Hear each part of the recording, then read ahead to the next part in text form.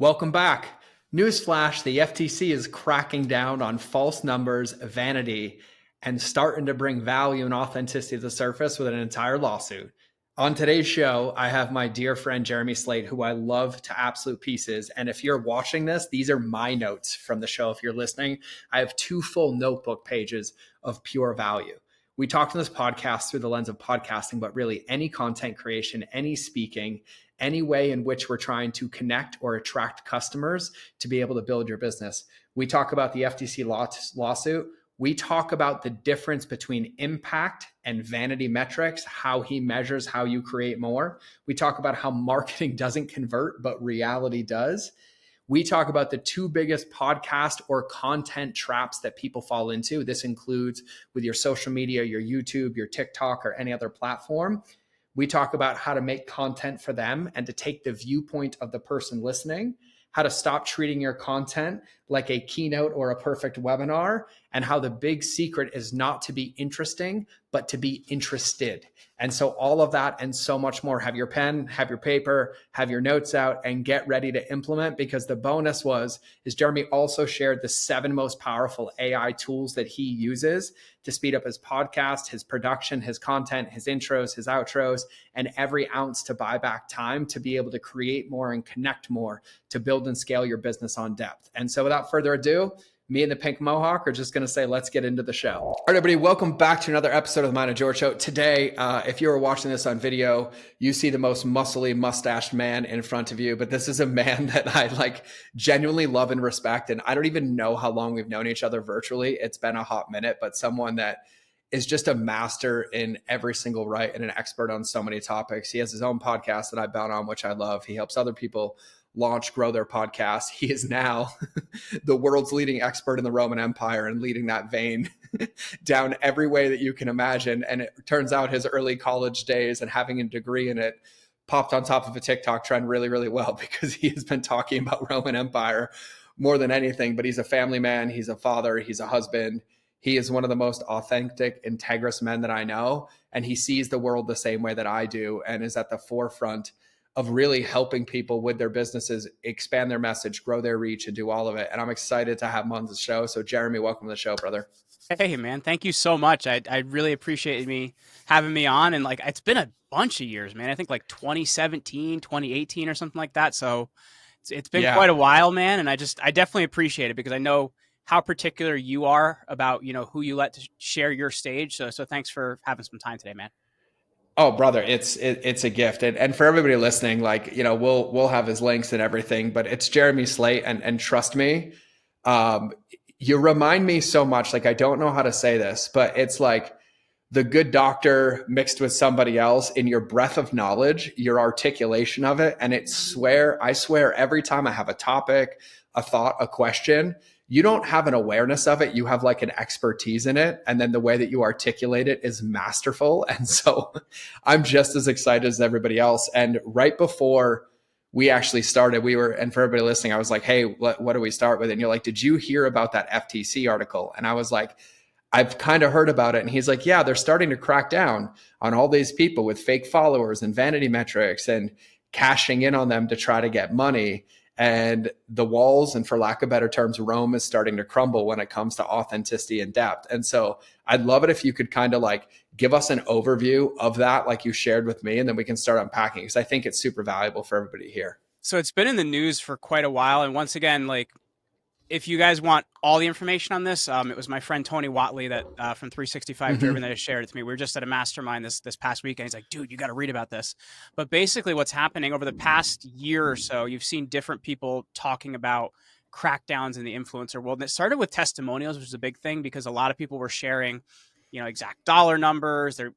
Nobody shares their bad situations. They only share their good situations. So the thing that's part of the crackdown, but now they're also taking a look at follower metrics, because you're seeing people that for years, growth hacker marketing was a big thing for years, right?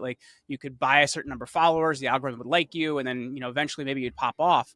But the problem is, and we run into this even big time in podcasting, is people lying about their metrics, whether it's their downloads, their followers, whatever it might be.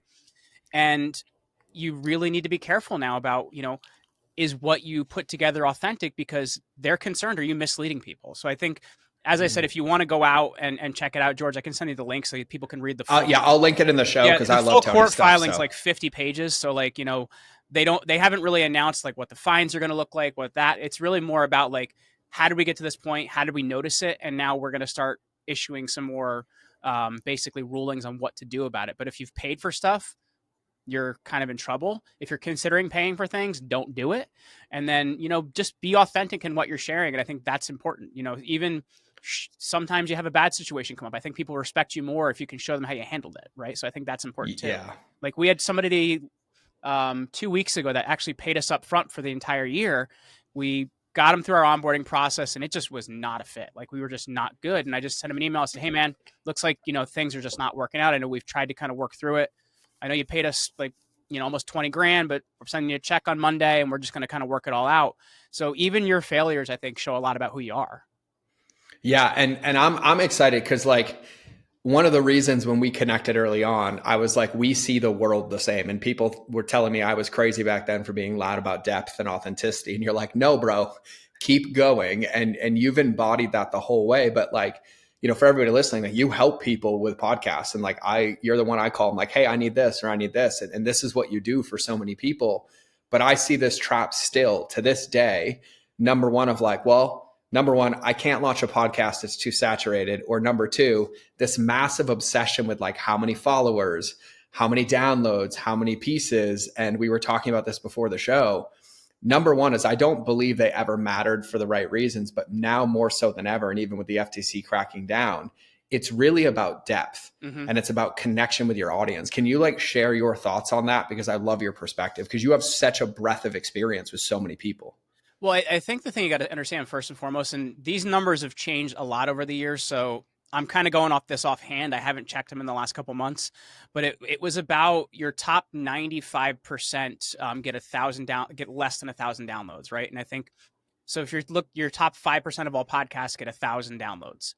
Now your top 0.5% are like your 10,000 or more.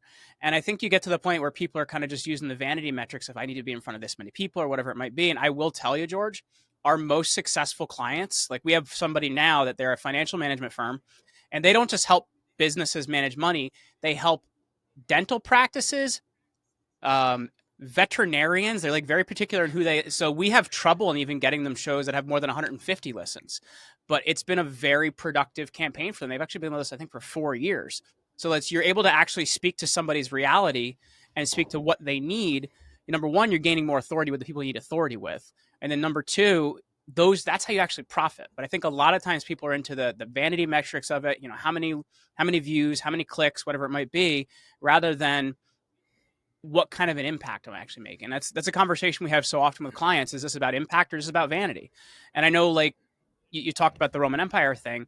Like, dude, I just got lucky that popped up and I happen to have a master's degree in it. Like nobody cared about that until the last year. So we've had a lot of bigger podcasts than I've ever been on before. And that's kind of a luck of the draw thing. Now, I will tell you, those have been great for like connecting us to other shows to book clients on, but it's not as remunerative as you think it would be, right? It's actually more about talking in depth to particular types of audiences. And I do better talking on smaller industry podcasts of like particular industries. Like, okay, so lawyers, how can you benefit off a podcast? Dentists, how can you benefit off a podcast? CEOs, how can you benefit off a podcast? I think far too often we're about vanity metrics, and that causes a couple different problems. Number one, you're not speaking to anyone because you haven't put a particular audience in mind.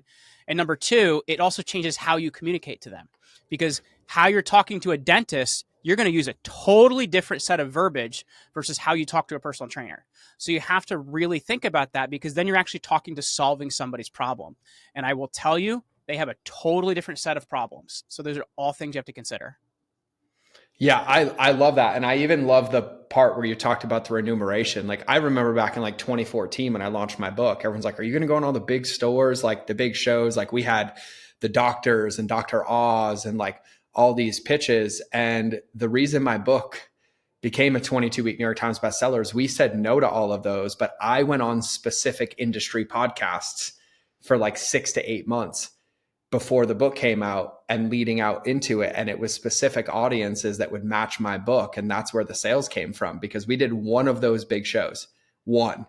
Well, And and it was like, I will say though, one of the best podcasting tips I got from you, and we still use it to this day, and that's buying a URL for every campaign that you do rather than yourwebsite.com//backslash.html.htm. yeah, dude, that was a big part of it. And it's like I've had the same thing where like I've only had like one video go viral in my career or like chasing these vanity metrics, but they've never turned into anything. And even in the short term attention never turned into the long-term relationship. And like there's so much depth to what you're saying, but I'm sure you've seen this as well. Like even this trend of like 2024 of like COVID was kind of a gift for filtering out crap because people got so over consumed and so over transacted with that they're like, I need to know who you are. Like, Yes. I need to know what you believe and why you believe it. And then I need you to actually give me some context or texture to be able to help. And so have you seen like, and for everybody listening, I'll let you kind of explain what you do for a minute. I think this might be a good time to set some context before I keep asking questions about it. Well, I will say like COVID was an awesome gift because it really worked people's BS filters really, really hard. So people have an amazing BS filter now for everything you're putting out there. And I think it's really important to consider that now when you're putting content out. A lot of times people like marketing speak doesn't communicate to people as well as it used to. Reality does. And I think that's what you have to consider is they want to see you're a real person. They want to see you have experiences like them. They want to see you have successes and failures. And they just want to feel like they can sit down and have a beer with you. And I feel like most people out there, they feel unreachable and they feel like they're not somebody you can get direct advice from, which when you're building a business, especially a niche business where there's frankly, in my opinion, there's a lot more money in a niche than there is, kind of going broader. You need to communicate to people in the way that they see and have them feel like you are somebody that can handle their problem. I think that's really important. But in terms of what we do, since 2016, we've been a PR agency for the podcast world. We help to book clients on shows and find out what the right shows are. And I will tell you, those metrics have changed dramatically over the years because we used to put downloads number one. And once you find all the stuff that people can do to fudge downloads, it's fun. And even looking at reviews can, if you go into Apple Podcasts and you see somebody got 25 reviews on the same day in October and they all look like they weren't written in English as their first language, well, you have an idea that they're probably doing something funny. So we even had to take a look at how we classify a show dramatically different over the years. So we're looking at 12 different things, which I don't remember all of them on the top hand, but we're looking at downloads. We're looking at their ranking in Apple Podcasts. We're looking at how many Spotify followers they have.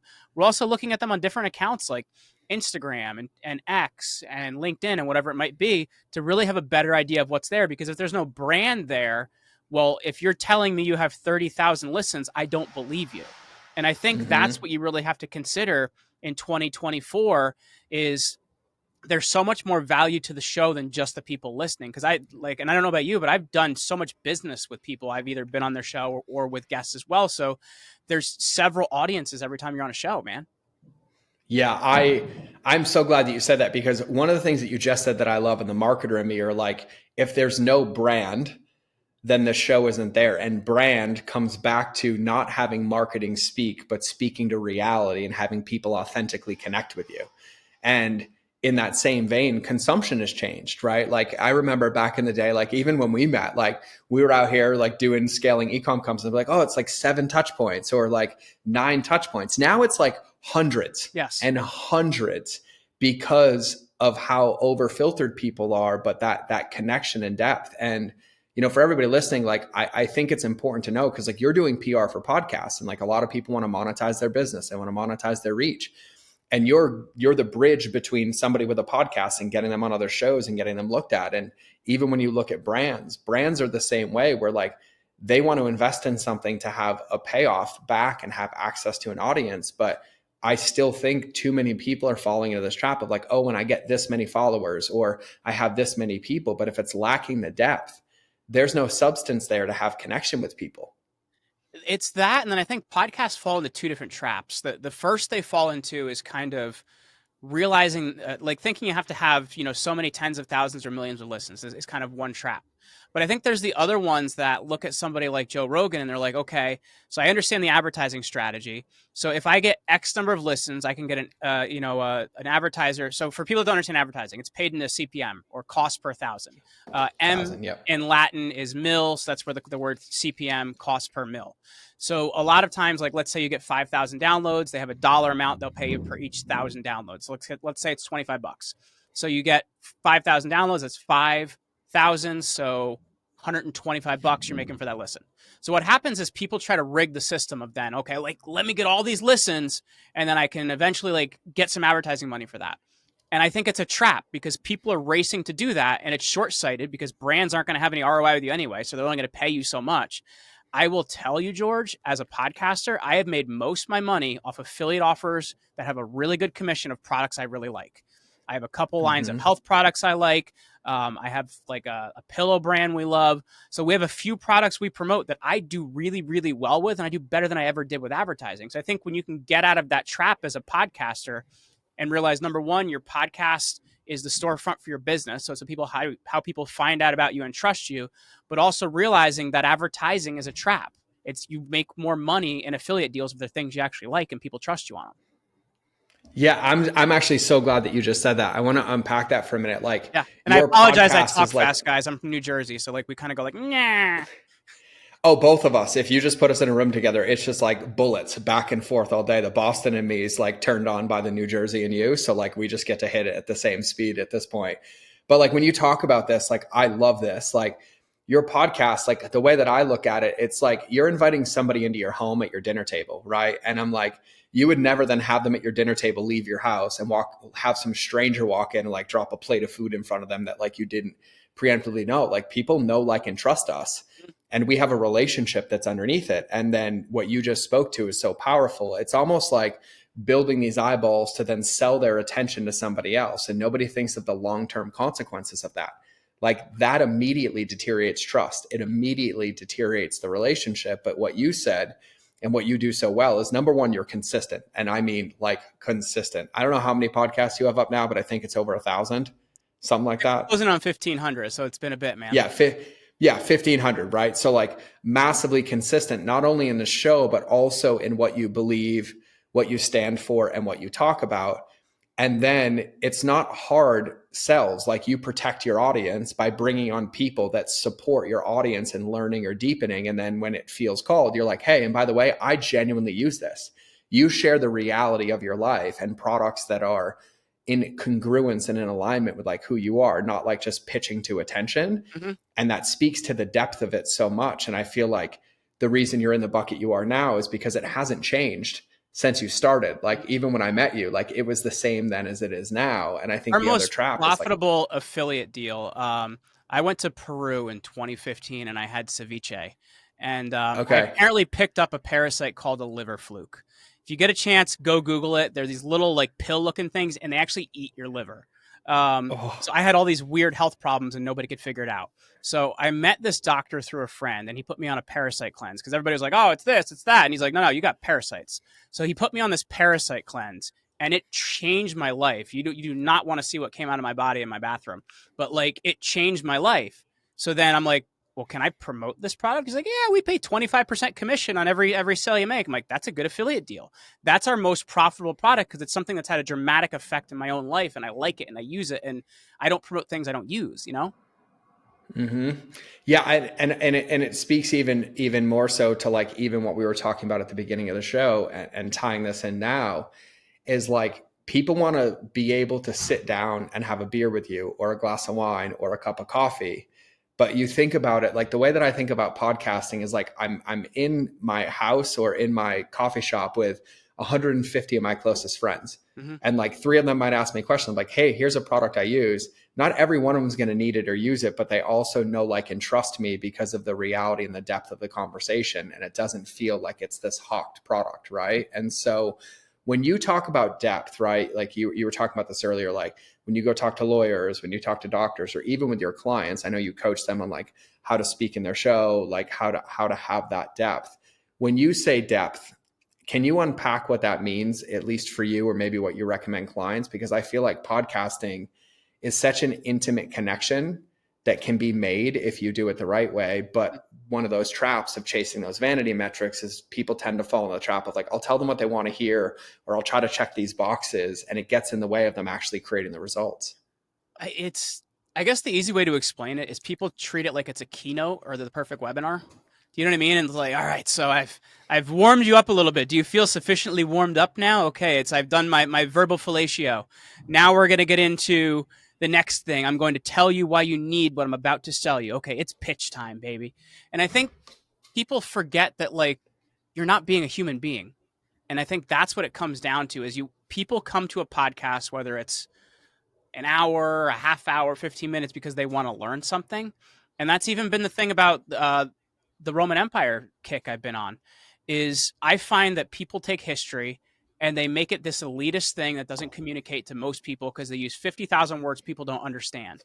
So when I take that, I try to take things that are big concepts, put them in a way people can understand it, but also explain the language to them, right? And I think that's what it comes down to is what you're doing is about somebody being able to take what you're talking about, put it into action, and actually do something with it, right? Because learning has two parts to it. It has the theory of it and the practical of it. And I think what you find is most people aren't even at theory or practical. They're at the mindset you have to have about writing a check to them. And I think that's the real problem you have with a lot of people when they're going on a podcast or on YouTube, whatever it might be. They're so into the mindset shift that you have to have so that you can learn nothing and give them money. It should be about how can I make somebody more able to do something better. And then if they get to a point where they can't get past that point, I would love them to write me a check or tell somebody else to do so. But I think far too often we're not making people able. And I know for me, like if I go on a podcast and I talk about AI and podcasting, I will give you, the 5 or 6 or 7 different apps that I use because I want you to be able to use them. But I think too often people are like, all right, so you're going to check out my YouTube channel and you'll see there's a link over there of a video you can watch. It's going to take about 90 minutes. And at the end, you're going to know nothing and you can book a call with me where you'll learn nothing, but you can give me money. Bro. Oh, this is what I rip about with my wife. This is why I miss talking to you. I was like, you're speaking my love language right now. There's certain people that like I've sat in too many of their 3-hour webinars where I've learned literally nothing that I will never trust them ever again. Yeah. It's like the internet's version of timeshare breakfasts, right? Where they're like, no, we want to give you a free breakfast. And I'm like, no, you're just time sharing people on the internet. Like, and what's so nuts, and I want to add a thought to this because we just wrapped our event and I talked about this. When we're in the game, and business is a game of relationships, and it got lost, especially pre-COVID, right? We were in that numbers game, the transacting game, buying hopes and dreams, selling hopes and dreams. People like, I'm in 6 masterminds and going to 7 events a year. Well, guess what? Now it's 1. And you're lucky if they pick one to come to because they don't trust you. But I say like, you have to earn the right to do business with them, but your job is to create your ideal customer. And what we forget is that relationships are conditioned from the first touch point. And people are like, oh yeah, well, I have this entire audience of attention. They watched this 3-hour video and I gave them nothing. This 3-hour video, I gave them nothing. Like you already destroyed your entire reputation. And I love the way that you put that. We talk about this mindset shift and we've seen marketers using NLP and hypnosis and every strategy you can imagine to try to literally gaslight you into like, you need to pay me money for the answer. Yes. But what's underneath But if you get to a point where you need it, there's a table in the back of the room and Bobby's back there, man. He's going to help you fill out that application. And then throw money and who can get there faster. And if you don't make it to the table in the next 20 minutes, you're going to miss this deal that I'm going to say the same thing of in 3 months. Like get GTFO, like just get out of here. Right. And that's why like even for us, like we don't, and this might be stupid, but we don't do deals. Like either like you've gotten to a point where you need what you want and this is how much the service costs. And I'm glad to do it for you, but I'm, like that's what it costs. I have people to pay, Dude, well, what's so funny about what you just said at the back table, we just ran our event and I had 3 people come up to me at the end of the event and they're like, so what are you pitching me? I'm like, nothing. And they're like, then what was the point of the event? I was like, to teach you everything that I told you I would teach you. And they're like, well, what do I do now? I'm like, go implement it. And they're like, what? I'm like, no. If you want to come to another one, but it's like a pattern interrupt to actually care about people. But you said something so poignant about giving somebody something that they can use. People are obsessed with trying to get this mind state change to convince somebody to write them a check.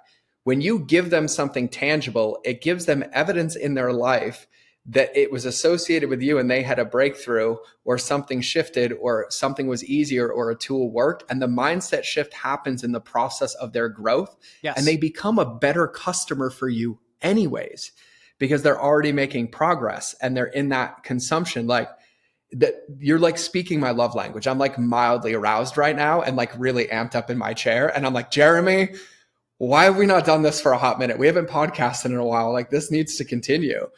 And well, but it's true, man. Like if you think about it, like just the number of like pitch fest events I've been to and stuff like that, like I want to go to things that make me more capable and more able and more in a position to do things. And that's why, like, so when I guess bringing it back around to like, well, why do you talk differently to this person? There's certain audiences that I don't know how to communicate to that audience. So I'll often open a conversation with somebody like that. Like, okay, so what does your audience care about most, or what do they want to learn about most? But I think too often we try to jam down people's throat what we think they want to just make a mindset shift to pay us. Yeah. Oh, dude. So good. Okay. So I have like 3 open loops, and I know everybody listening does too. So I'm going to close one of them right now. So when Jeremy said to me, well, that one tip you gave me is like the best one, there's a lesson in here too, because you were talking about it earlier where you're like, hey, listen to this podcast, then go watch my 90-minute YouTube video, then go click on this thing. Our job is also to make it as easy as possible for people, not to change habits, not to change patterns, not to change behaviors. And I'm like, imagine you owned a store and you had somebody walk in and they're like, hey, my God, I'd love to buy this product from you. And you're like, amazing. I need you to walk 7 blocks down to this other store first. Then I need you to watch a video in that store. And then they're going to give you this piece of paper. Then you just take that piece of paper and walk 6 blocks to another store in a different direction. And they're going to sign that paper. And then I want you to walk back to the store that you came in and give me your credit card, right? Like if we apply it to real life, it genuinely destroys business. And I believe, and especially now where even when you and I started, it was almost like Instagram was its own world and podcasting was its own world and YouTube was its own world. But now they're all a collection of touch points in the same world where people consume things differently. And so our job is to make it really, really easy. And the thing that I shared with Jeremy years ago that I still do is like one of my icks is when someone's on a podcast and they're like, where can they find you? And they're like, here's my Instagram, here's my Facebook, here's my website, here's my LinkedIn, here's my social security number. And my username is John Schmo Faberglastic. Good job finding it. And it's so impossible and also so disjointed and disconnected to where our job is to be consistent and congruent, knowing that no matter where anybody finds us, when they find us in those spots, if we're consistent and it matches, and then that's the evidence that they needed to pursue a relationship with us, we make it easy for them to follow. Yes. And so what I told him years ago and why my book did so good is I went on over like 120 podcasts and everyone's like, where do I find you? I'm like, no. All you just go to thepaleokitchen.com and I'll give you 10 of the recipes for free. But I never changed that URL. And so even like 2 years later, those podcasts were still getting listened to, but everybody had the same place to go to. And it makes it really, really easy. And so in that lens, pick that up for what you need. You can apply it to your business. But you did say something I want to tie it into because I want to talk about AI. I want to talk about content and like the value of content. But you said there's like 7 AI apps that you use. And now I'm innately That may not be the exact number. Are. I'm just going off top of hand, but continue. Yeah. Oh, so no, I actually want to know, like, because you're in the game of podcasting and you're in the game of content. Number one is before the show, we were talking about like AI has made it drastically easier to produce and to create things, but also has quite frankly forced this lens of if it's not good, people still aren't going to consume it. And AI cannot fix crappy content or a lack of depth. And so I would love to know, like kind of you who do podcast production and things like that, what you use, but then like why you use it and what it allows you to focus on. So I guess to kind of, I'll try and take this slow because I know technically most of the time I go, this link, that link, this link, that link. And I want to try and make this in a way that people can get it. So first of all, for recording, I like to use what we're actually using right now, which is Riverside FM. And there's a lot of different tools out there, but this is a really, really awesome tool for a number of different reasons. Like the editing features for what you can do after. They just came out with a feature recently because I think they either partnered with the script or something like that, where you can actually change words in a transcript if you misspeak, which is really great for a history podcaster, by the way, because if I say third century and I'm supposed to say second century, they're going to have me for freaking lunch, man. So it's like, you have to be there. There's sometimes you make mistakes and it happens. So it's a great way to do recording. So now what we'll do with those recordings is we do like what's called a 3-camera edit. So we do a guest side, a host side, and then a guest and host side by side. So it kind of looks more of like what you'd see on TV. Like it's a similar setup to that. So there's an app called Autopod, and you have to have Premiere Pro in order to be able to use it. But basically, this plugin for Premiere Pro, if you have the Adobe suite where you get like all the Adobe tools, I think it's like $57 a month or something, you get access to all of it.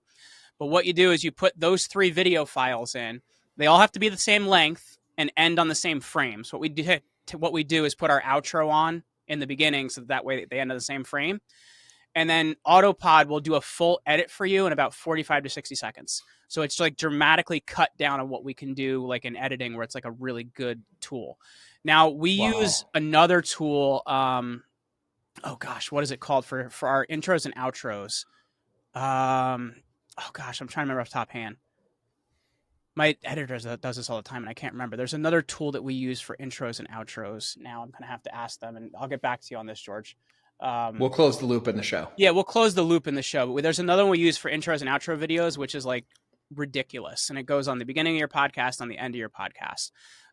So I'll get back to you on that later. If I don't remember in this conversation, I'll send you the link. Okay. So that's kind of like how we do approach the editing portion of that. Now, like sometimes you'll get, and I've done it, like you ever done it where you're like your mic's not hooked up and you think it's hooked up? Yeah. And you get to the end and you're like, I sound like I'm in a trash can. Crap.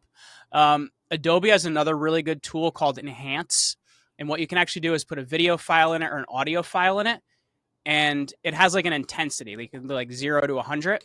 Because sometimes you'll find that when it adjusts the voice, it'll do too much and you kind of sound like there's something wrong with you.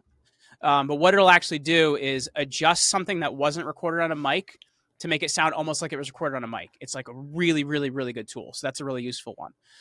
So then we'll take those files and we use another program called video.ai, vidyo.ai. And you can put in your fully edited video on there, and because I know there's a lot of different ones out there like Opus Clips and stuff like that. The reason I like this one better is because it does shorts and chapters. Chapters are like the ones that are kind of like the horizontal 8 to 10 minute segments you can use on YouTube and stuff like that. And we use them a lot on Twitter too. So we like that because it does both of those. But what it'll actually do is it will chop them up in a way that they look good. It'll put different captions on it. You can change the font size. You can set up templates for yourself. So it puts it in a really good way to get a good product. And AI has gotten a lot better at reading captions because it used to be terrible a few years ago. It's gotten really good at reading captions now. So now what we'll do with that is once we have those clips, we'll use those as shorts. We'll use them as reels and different things. But there's a really great tool we use for YouTube optimization now. We used to use vidIQ, which we still use it for certain things. Like it's good for like making AI thumbnails and stuff like that. But we actually use this other program called Taja.ai, Taja.ai. And what you can do is you have an unpublished YouTube link. It has to be unlisted, not private, because YouTube technically views that link as like, if it's unlisted, they don't view it as published yet. But you take that link, you put it into Taja, and what it'll do is it'll figure out what the keywords are, and it'll write the title, description, chapters, and tags for you. They also have a really good AI thumbnail feature, which I don't know about you, but I've found that AI can't spell a lot of times in images. So it ends up looking like Russian or something weird or whatever it might be. So what we'll do then is we'll take those thumbnails and we'll put those into Canva. And Canva's AI tools have gotten so good, man. Like the ability to upscale an image, because like we're upscaling every image so that the resolution looks higher. And then also you can edit text in there. You can remove text in there. You can do a erase and stuff like that. So we're using a lot of stuff like that to get a better product. And I will tell you, like the number one reason that YouTube has become our number one platform for podcasts, at least for my show, is because we're putting so much. We could put out so much content is one part of it, but it's so much better content. And I think that's what it comes down to. I apologize if I talked a little fast there. Oh no, that was perfect. And here's the funny part. It was 7. Was it really? It was 7. I numbered them just because I wanted to see what the number was. It was 7. And as soon Video as we get Video Bolt is the name of that other app that we use. for the intros and outros, Video Bolt. Video Bolt, it is amazing. They have different like pay levels you can use, but like even the like $30 a month version puts out a 720p video, which is still pretty darn good. So we'll make like the like you ever see on screen when they'll put like your Twitter name and stuff like that, you can make all of those in that as well, which you can drag into Premiere Pro. So we use it for like everything. Oh wow. Yeah. And I think for like one note for everybody listening too, like you might want to pause and go back and just listen. Cause one of the things I appreciate about you is you don't just tell the tools, you also tell what you do with them and why you use them. And there's a whole other podcast on that and effective communication. But go back and even if you don't have a podcast, right? Like it's 2024. It's a game of content to give people evidence and things to consume to teach them. And so that doesn't matter if it's a podcast, if you're doing videos, if you're creating content for social, if you're just doing YouTube. Really, the benefit that I see in AI is it allows us to buy our time back to focus on the things that matter, which is us, because you can't replicate us, our view, our opinions, our stories, those pieces, and you make those adjustments. And one of the things that we were talking about before the show, and we were joking about it, like, oh, you can't put lipstick on a pig, right? So no matter what AI you use and no matter how much you use, what's still required is that the content is good, that you put time into it. And even you talking about YouTube, right? Like the results that you're seeing is from the time that you're investing to make the content good and useful. So do you have any like thoughts or tips on like what you mean by that or what your theory or your view of that is? Because like I've consumed your content for years and I always love it, but like I'd love your thought process on like what good is and what useful is for everybody listening. Well, I just want to add one note on the AI thing because I think it's important too. Like if you look at like I think for a lot of people they're trying to be like interesting, right? Like, oh, look at me, look at me, look at me, I'm so interesting, right? And like that's like it's an inflow, right? Like it's like trying to pull attention to yourself. But if you look at it, what's successful is actually being interested, right? Like it's an outflow, it's interest at somebody, and that's what creates an effect. Now, if you look at how AI creates content where it'll use 27 different adverbs in a sentence, and people don't usually talk that way. So like it makes things that they're very interesting. They're quite interesting. Like it can get your attention. But if you look at it, you can use it as kind of a base to start with, like maybe outline this for me or give me a paragraph, what it might be. But it's only going to sound good if a human takes that and takes that interesting content and puts it in a way that you can basically use it rather than kind of just being like, oh, that's really interesting. That's cool. I like it. It attracts my attention. You know, I'm kind of like a moth to a flame.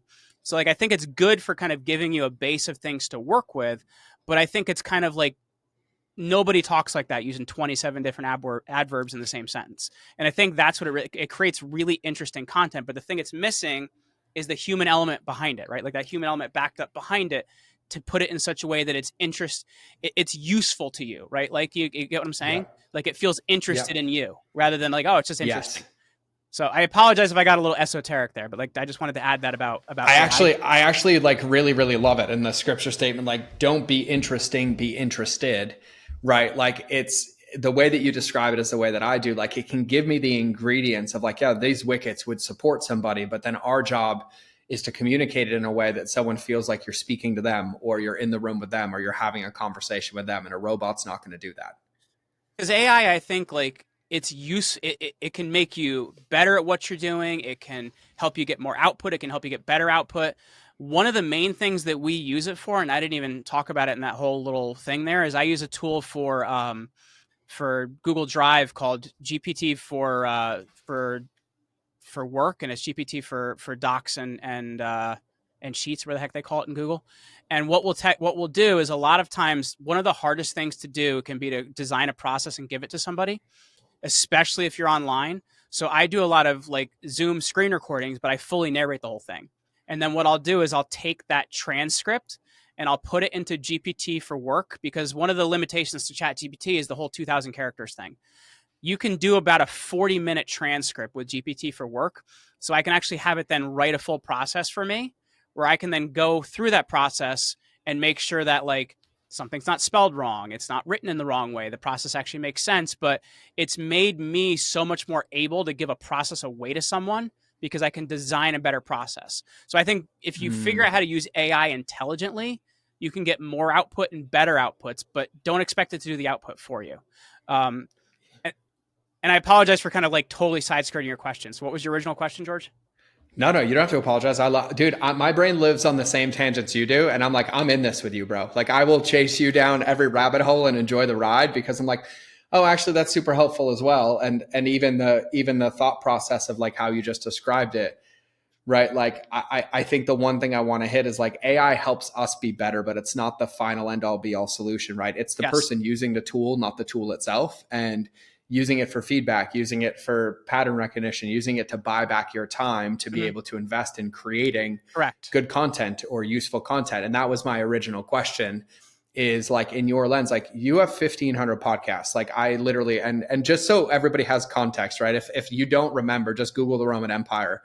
But it was like a year and a half ago. Everyone's like, all men think about is the Roman Empire, right? And then it started trending of like, hey, what are you thinking about right now? And it's Roman Empire, Roman Empire, Roman Empire. And so just to close the loop, then Jeremy actually has a master's degree in history in the Roman Empire. And so I think like it's so funny because people see a media trend like that. And I think like picking up onto it can be a shtick. You know what I mean? Like, oh, I see a media trend. Let me hook on the media trend. Like for me, it was just like, oh my God, I finally get to talk about this. This is so exciting. Because my wife makes fun of me because like I took Latin for 13 years. Like in grammar school and high school and undergrad and grad school. So like we've been to Rome like 5 times and like I'll be there and I'll be like, oh honey, do you know what that says? In the consulship of Marcus Agrippa, he built this. So it's like, you know what I mean? Like I live this stuff. So it was so exciting to me that like my life is a real thing now. Yeah, dude, I would never feel more validated than that. Whatever you're like, this one was just thrown out like a lob for me to take. And like, I'm so proud of you for taking the vein. And like, when you're like, I'm going on this show, I'm like, bro, Roman Empire, everybody.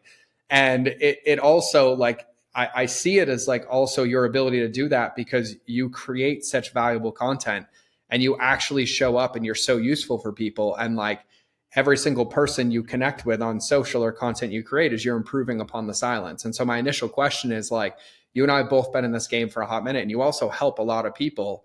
And I'm like, you won't take on a podcast that's into vanity metrics because they need depth and they need connection. So like when you speak about depth and creating content that's useful, like what's your thought process or what should people be focused on to understand like it's really about wanting to have a beer with somebody, not convincing them that your beer is the best thing ever and they should pay you for it. Well, it's a game of viewpoints, right? Like, and I think that's what people don't realize. And it's such a simple thing. Like you have one viewpoint and like, I'll tell you, George, I've had some episodes where like I love baseball. I'm obsessed with baseball. So like I've had like Nick Swisher on, CJ Wilson on, and like I get on with these guys and I'm talking like the depth of metrics because I love it. Those are my worst listened to episodes. Do you know why? Because I made them for me and I'm not afraid to admit it. And I think when you take a look at podcasting or content creation, the number one thing you have to do, and it's a skill, you have to learn it, is learning on to take the viewpoint of the person listening to you. Do you get what I'm saying? Like if I'm listening to this and I want to be able to do X, Y, Z at the end, or I want to know X, Y, Z at the end, what questions would I ask? And they may not be things you care about. They may not be things you want to ask, but if you can learn to take the viewpoint of a listener, and it's a muscle, man, you got to build it. But if you can learn to take the viewpoint of the person listening to you, then it's useful to them. And it goes back to the interested versus interesting thing, right? Like, whereas like, oh, I want to talk baseball with somebody. Well, that might be interesting. But if I'm going to talk in a way where I'm taking that person's viewpoint that's listening, well, now I'm interested in their success, right? Rather than my own. And I think that's when you can create really good content. And that applies to anything. If you can take the viewpoint of the person listening, okay, for example, somebody's listening to a show about how to start a podcast. Well, they're going to want to know, like, what things shouldn't I do? What things shouldn't I do? What people are wasting my time? What softwares are good to buy? What softwares aren't good to buy? And I think far too often we're like, all right, so here's my 3-step process. Number 1, buy my ebook. Number 2, go to the sites my ebook recommends. Number 3, give me money. And I think when you look at it, you have to say, okay, well, maybe in the beginning I'll make some money, and that's great, but it's short-sighted because you want to actually realize that first and foremost, every single company is an education company. So your content needs to be making people better in any single way. So you need to be able to take their viewpoint, not your own. So one part of that's a muscle, but you know, another big part of it is, George, surveys. We do surveys like neurotic people. We just did a one recently where I had one of my guys survey 100 people because we wanted to learn how is their verbiage changed and how they talk about what they're looking to get out of podcasting. Because once again, you need to know their viewpoint so that you can give them what they want. But I think too often we're shoving it out there. We're like, oh, look at how flashy and pretty and interesting this thing is. Well, great. You're going to have a very short-sighted thing that may do well for a little bit or may do nothing. But you have to be able to take the viewpoint of the person listening to you. I would let you riff on that all day because I apologize. I even got for in a me, soapbox on that I one. fall into the trap. Like, even when we met, all I talked about was email marketing. And it was a thing. Like, that's what I was good at. I'm still really, really good at it, but nobody talks about it anymore. They talk about customer journey and everyone's like, what'd you do? I'm like, I just changed the word on the website and the word that I use in my mouth. And then I still teach the same concepts, except their viewpoint is now customer journey. It's not email. And I think the almost the emphasis on it being a muscle is I feel like this is where I see people struggle because I meet so many incredible entrepreneurs that literally have like the most incredible message or the most incredible viewpoint, but we forget how far removed our customers and potential customers are from our current viewpoint. And that muscle that we're talking about is basically translating it to like, what would this look like if we're looking at the same situation from opposite ends? Which way are they seeing it? And which way are we seeing it? And having the empathy and the muscle to be able to communicate in a way that they're like, oh, that's how they see it. Because once they're through it, they'll speak about it how we do, but we have to get them there. That's one of the number one things I've learned in building training for my staff and my company. Like, we're not a huge company, but we got like 15 people. So I had to learn how to like do things a little bit differently. And when you actually put together like how you edit a video, for example, like, dude, there were 25 steps that I didn't even realize that are there because I assume it because I do it every day. And I think when you're putting together content, you have to actually realize you have to get down to a level realizing that people, you can't take for granted what they know. Does that make sense? You can't take for granted that they know everything about what you're doing because you're going to get to the end and people are going to have no success with your content. You have to bring it down to a level and actually realize it's more bite-sized than you realize and putting it in a level of realizing, oh my gosh, there's 10 steps in between those two things that I didn't realize were there. So I find that a really good activity to do is writing up all of your processes because it's going to give you a better way to talk about what you actually do because you're going to see all the things that you take for granted every single day. Yeah, dude, I couldn't agree more. And same thing with me. Like this just happened again. Like I've been teaching customer journey the same way for like 5 or 6 years. And then like I have people around me, they're like, dude, this is the 12th time I've heard you teach it. I finally get it. And I'm like, oh, that's not on them. That's on me. Right? Like to be able to articulate the steps underneath it of like, no, this is where it's applying, or this is where you shift it, or this is where you focus it. Because the other thing that I noticed too is that everybody thinks like one piece of content is the end all be all. And it's not. You can't do everything in one piece of content. Like even if you're creating content, you're trying to either get visibility, nurture the relationship, or convert it to a conversation. And typically in the vein of marketing, if you're creating a piece of content, you're either working on a problem, helping them realize where that problem is agitating their life or business, or a solution. But each one of them is independent, and it requires you to understand the process and then have the viewpoint of them at each stage in that. And it's like, if you're trying to get visibility, you're trying to basically create something that's easily digestible to give them an awareness of something, but that's not the same piece of content that's going to nurture them. And that content is not the content that's going to drive them into the conversation either. Well, and I think I was at a seminar like 2 weeks ago about like education and kind of like what's been happening in the education world for the last 100 years. And it's kind of scary, actually. Like we had reached a much higher literacy rate in the 1910s based on where we are now because the Industrial Revolution interrupted so much. Where most people, you're lucky if most people are on a 6th grade reading level, fully out there in the working world. And I think too often, and this is why I've had success and a lot of history people suck, is I do history for regular people. Where sure, I'll use a few of the terms, but I'm not going to hit you with 50 words you don't understand in the same sentence. You have to realize what you're communicating has to be communicated to a level where maybe you're not using specialized verbiage. I think people get really excited about like the specialized words they know and they want to use them all the time. And you have to put it in such a way that somebody that needs what you have to talk about, but doesn't understand all the things about what you have to talk about, it's the verbiage too, man. Like even breaking it down to the vocabulary of what you talk about. Dude, I'm guilty, right? Because I'm a Marine, right? Three colors of crayons, black, white, pink. So when I learn a new word and I'm like, I sound fancy and bougie, I use it all the time.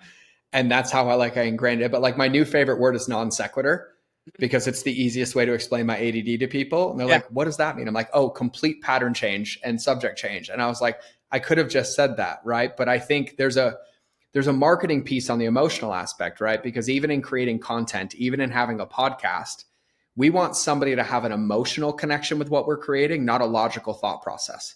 And when we use words and we confuse people, they end up thinking about things instead of feeling things because we're almost creating this complexity. And so I even want to add some more weight to like what you said is like, Yeah.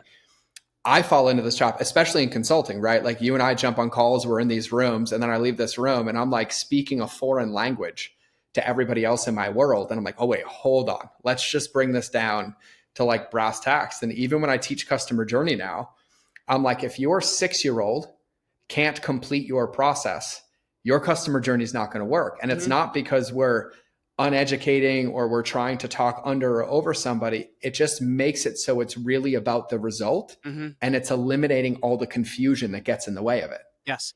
Like I was just listening to Peter Thiel was just on Joe Rogan, and you listen to the episode and you get done going, Peter Thiel really smart. Peter used big words lots. But I'm like, I'm a smart guy, George. I have no idea what the hell he's talking about. And I listened to a 3-hour conversation. So I think like that's part of the trouble as well. Like if people can't retain what they're talking about, it's in one ear out the other. They're not going to remember you anyway. I think that's really important to think about. Oh, dude. And like, here's the funniest thing. Like I was never interested in history until I found the captain on Instagram. And he's like a comedian, but also an incredible writer. And he wrote a book on history, but he basically wrote it in marine terminology. Like he uses expletives and he breaks it down. And it's the first thing that I got like excited about. I'm like, oh, maybe I actually do like history. And even when you talk to me, like I'll ask you questions and I'm like, huh? And then you're like, no, what I mean is this and this and this and this, because you're so intellectual, but you also have flexed that muscle and so communicate in a way that makes the other person on the receiving end feel like empowered to know what you're teaching. And it all feels very, very useful. And I think even in my side of like, even when we did your podcast, and I know it was years ago, I remember like answering a question and then you'd be like, can you expand on that? Or like you'd reiterate it back to me in simpler language for everybody listening, which like helps me as well. And so there's so much depth and like, yeah, we might be talking about podcasting right now, but we're talking about human communication at the core level, like with your team, with your customers, with your podcast, with your content. Well, there's no better way to alienate someone than to make them feel like a moron. You know what I mean? Like there's no better way to alienate someone than to make them feel like a moron. So you feel good about yourself, and I'm sure that was great. But like if you make somebody feel like an idiot, you're done. And I think you need to remember once again, people are listening to you to be empowered and know how to do something. And if you are not helping them with that, you're just hurting yourself. And I'm glad you feel really smart, like a lot of people do, Dude, for sure. And yeah, it's just, I actually like what I really appreciate about this conversation is like, we can be in the vein of podcasting, but what we're really talking about is anywhere. Like if you're an entrepreneur, if you're in business, right? Like our job is to be of service to people. It's to be useful to people and not to posture. And even earlier when you said, don't be interesting, be interested, it's the same adage of like, people respect the person who asks questions and listens more than the one who speaks more. And we forget that like social media and podcasting and YouTube is just like standing in front of somebody, except we have access to a whole lot more people. But if you treat it like you would an incredible conversation where you're asking questions to get them to think and you're acknowledging them and you feel like you're speaking to them where they are, the only benefit is depth in relationships for you. Yeah. And it's funny, man, because I feel like there's like all these like speaker coaches and like webinar trainers. And it's like I don't know. I don't see myself to be a great speaker, but like I'll be on stage and I'll be like, so what do you guys want to learn today? You know what I mean? Like, and like, it's like, I think getting to people's level of what they need and want.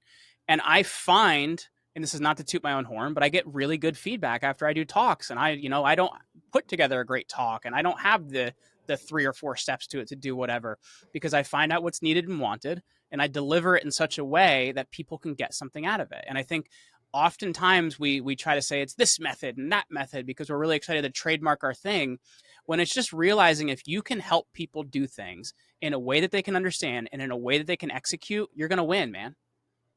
Yeah, and to tie it together to even this show, like if you have a podcast, thinking about your episodes in that lens, and even when you have guests on, like if they say something and you're confused, ask a question like your viewer would ask a question, or your listener would ask a question like, hey, can you help me understand? Yeah. Or help me And even understand if this. you understand that, by the way, because I think a lot of times too, like the host may understand it, and I'd be like, "Wow, that's a okay." So that hold on real quick. What does that word mean? Like, I think you have to do things like that, man.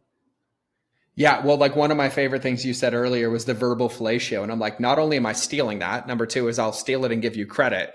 And number three, I hope everybody else knows what that means, because you will laugh at me. And this is why you and I are so similar. We were running my event and somebody had like this incredible breakthrough. And they're like, oh my God. I'm like, dude, that just tickled my taint. And they're like, did you just say that? And I'm like, sorry, like that was real. It was authentic. That's what I would have said in my room full of friends. And then, of course, of everything at the event, that was the number one repeated phrase. They're like, he just completely said that. And I've been getting texts of like, TT, TT. And I'm like, that's the thing we remember, right? Like, that's the big, big, big takeaway here. Oh my God. So I want to ask you a question as we start to like land the show, but like you also have this like breadth of experience in entrepreneurship. Like you've been in this game for, just it for a hot minute, but even in your agency, and you also have the perspective of seeing so many other people's businesses. And, you navigated COVID, you've done all this, you have a podcast, you go on podcast tours, you help people do that. Like, what are you focused on right now, and what do you think everybody else should be focused on when it comes to the lens of like maintaining their business, connecting with their customers, like just kind of anything that you are seeing? Like, I would actually just love your wisdom. We're focusing on this has been kind of the thing I've been focusing on since COVID, because COVID changed our business dramatically. Because there was a lot of people that were out of work because of certain legislation and stuff like that. So I got to hire a lot of people that shouldn't have been available. And what happened is we grew really fast. And in the beginning, we didn't have the revenue to where we grew for. So I also made some really dumb decisions about like not paying myself for a little bit. Don't ever do that. That's a bad thing to do. But like the thing that we focused on the last couple of years is better training for our employees and better processes. And that is consistently what I'm doing, is working on putting together better processes for my people and also putting them in better situations. And I know that might sound like a simple thing, but like it's different than just starting out. Like when you actually have a group and they have to get along together and they have to be able to work well together and they have to know how to do things without you, right? I think too often we build ourselves into everything. So right now it's just training and figuring out how to, do a better job making a team that can work together is what I'm looking at every day, man. Well, I love that too. I actually was just in an intensive yesterday, and this company is scaling from like an agency from like 3 million with the goal to 10 million. And you realize that the benefit of that, or the ability to do that, comes down to your team being able to operate and execute the outcomes that still give the same results to the clients, with the agency to make them better, right? And Yeah. I teach this in customer journey, and we forget that like customer journey doesn't start with your customers. It starts with you and then your team, and then the byproduct of them applying that to your customers to be able to protect that outcome. And so focusing on depth and have that relationship. And you might appreciate this. I was at an event. I was at my buddy Greg Kimball's event the other day, and he had an incredible speaker who has this model. And he was talking about like the pillars needed to create a good environment for team. And he had an acronym for HOME. And I have to find this, and I'm looking for it like legitimately like right now in my notes. But basically it was like a harmonious environment for people to feel safe, to be able to execute that mission. And I think too many people neglect even building their home inside of their business, like your environment for you, how you treat yourself as an employee, how you treat yourself in the business, how your team feels, how they communicate. And it creates so much friction down the line Well, I know to even what for your us, customers feel. like a year ago, we've had this company for 9 years at this point. A year ago, we wrote our brand standards. And I know that seems like a ridiculous kind of corporate thing, but actually having everything written down and like, this is what the company stands for, this is how the company speaks, like people feel like they can be a part of something like that, right? If you're like putting down, this is who we are and this is what we do. And it kind of, it creates that group agreement of what we are and what we do. Yep. Yeah. Oh, I found it. So he made this acronym for home, right? And this was talking about, we were talking about creating a home for the people on our team, but home stands for humans optimized in a meaningful environment. I love that. And like, yeah, because like even in this lens, like we had this conversation. It's like the reason people quit is not because of $1 or $2 an hour. It's because they feel safe and stressed in the environment that they're in. And like our team dictates so deeply the success that we have, not only for us because they hold us accountable and we get to support them, but also how our customers feel in relationship to that. So I actually love that you brought up team. It's huge. Well, It's and I huge. think it's so one of my favorite guys in branding. And if you haven't interviewed him, I need to connect you. His name's David Breyer. And he talks about in branding, there's branding before somebody buys from you. Like they know you, like you, and trust you, right? And they make that step to give you money. But then there's also like branding and onboarding to become a client, branding in the delivery of becoming a client, branding of after you're a client. Like it's realizing that it's this process of how you need to basically feel like you're the same and offering high level service in every single part of that process, because it is all brand. But a lot of people concentrate on like how people look at you to be able to buy from you. Whereas you have to realize brands is an experience, it's a way of being, and it's embodied in Mm-hmm. everything you do. Oh, dude, that's such a value. I would love it. I don't know him, but I would love an intro because I would love to have him on the Yeah, show. absolutely. He shares that. I'm like, I'm in. I'll just listen with a bag of popcorn and take notes the whole time. So as we land this too, like obviously, like I'm a big fan of your podcast and you. So like, where's the best place for everybody to find you, to consume you? You're kind of everywhere. So, I know we talked a lot about getting found online and getting and speaking in the right way to people. And I want to give your audience something because I want them to be able to walk away with a lot of what we talked about today in actual steps. So I put together a 7-page document called Command Your Empire. Because I want people to not decline and fall like the Roman Empire did, but actually take their empire, command it, and build something bigger. So if you go to commandyourempire.com, you're going to find out almost everything we covered today and more, and a lot of stuff you can actually do. Because as I said, I hate stuff that it's like, go consume something, now give me money. I want to make people more capable of doing better. So commandyourempire.com if they want to get that free download, or they can check me out. I'm Jeremy Ryan Slate everywhere, and my company is Command Your Brand. I love that, brother. And we'll make sure that we link everything in the show notes for sure. Because I'm a big fan of Jeremy and he's a friend and I believe in everything he does. And so even if you're not a podcaster, the things that we talked about today, the things that we shared today, they apply everywhere. If you're in the game of business, especially entrepreneurship, that's the game of finding people to build relationships with them on all the platforms that exist. And everything that we talked about is applicable. So you can replace podcasts with content, with Instagram, with YouTube, with TikTok, service-based, product-based. And so if anything tickled, the most important thing is to take action on it. Like give it a chance, turn that stone over, and even checking out some of the AI tools, right? Like by the way, like one of my favorite things too, and this is where I'll wrap, but everybody looks at Riverside as like a podcasting platform. This is now where I record my reels. Yep. I do my stories. Like I do everything in it because it's so easy and seamless and there's so many things built in. And so even if you're listening and one of those tools tickled, or you're like, I want to go look at that, like go dive in and give it a chance. Like see if it will help buy back your time. See if you can use AI to be able to improve your process or give you raw ingredients to go from being interesting to then being interested by tuning that human approach and applying that. And so I just genuinely appreciate you for coming on, for sharing like all of it. We need to make this like more of a regular thing on both sides, but like I'll handle that part. Yeah. But like any closing words of wisdom, like I'll let you land the plane and bring out the show, but like anything you want to leave on people's heart, anything you want to share with them. Yeah, well, first and foremost, I'll apologize to them if I'm a little all over the place, because I will say like ADHD is my superpower, and it saved my life that my parents refused to medicate me and instead put me in private school even though they couldn't afford it. So like definitely for me it was a superpower. I apologize, I'm all over the place, but I will say like you have to understand putting your people listening to you first is the number one thing you can do, and creating that depth of knowledge is what's actually going to give you legs in the long run. I've seen and you've probably seen so many people fall by the wayside in the last 10 years or whatever it might be online. And it's because they don't have the future in mind of actually building depth. So if you can do that, man, it's where the game is. Yeah, and I couldn't think of a better way to end the show. Preach. I agree. Preach.